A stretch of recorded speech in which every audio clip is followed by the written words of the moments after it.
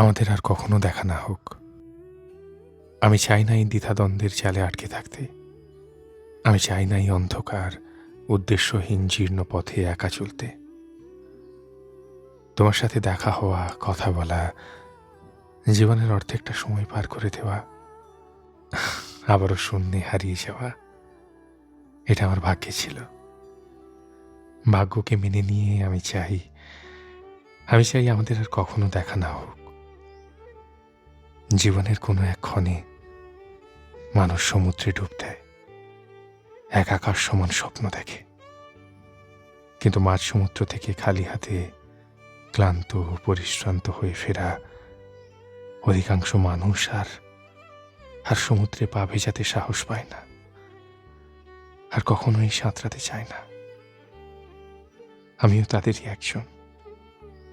সেজন্য আমি চাই এই ঠুনকো হৃদয় নিয়ে আমাদের আর কখনো দেখা না হোক। গল্পটার এখানেই সমাপ্তি হোক।